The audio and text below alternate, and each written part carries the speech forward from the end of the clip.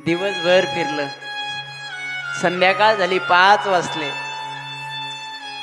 आणि 5 वाजता त्याला महादेवाचं मंदिर दिसलं. बरं, अरे म्हणून हिंदू धर्मात मंदिर का महत्वाची आहे. त्यानं ते मंदिर बघितलं, त्याला वाटलं माणसं तर देत नाही, पण देव दिल्याशिवाय. त्याला वाटलं मंदिरामध्ये एखादा नैवेद्य असेल, आपण तो नैवेद्य खाऊ.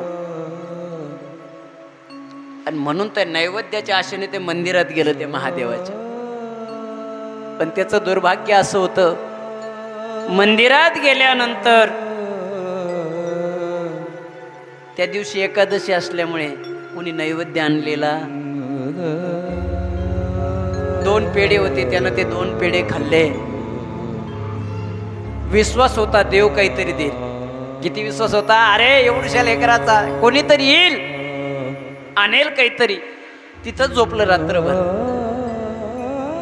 दुसऱ्या दिवशी ज्याच्याकडे द्वादशीची पंगत होती ना, तुमच्याकडे असते ना द्वादशीची पंगत, द्वादशीची पंगत जेव्हा दुसऱ्या दिवशी होती ज्याच्याकडे, त्यानं तो नैवेद्य आणला.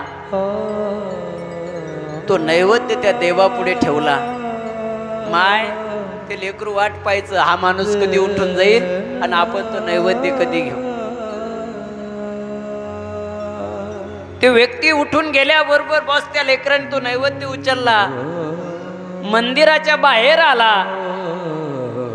आणि मंदिराच्या बाहेर आल्याबरोबर एक कुत्रा आला आणि त्यानं अर्धा नैवेद्य तोडला. तो अर्धा नैवेद्य त्या कुत्र्याने तोडला. त्या कुत्र्याची लाळ त्या नैवेद्यावर लागली.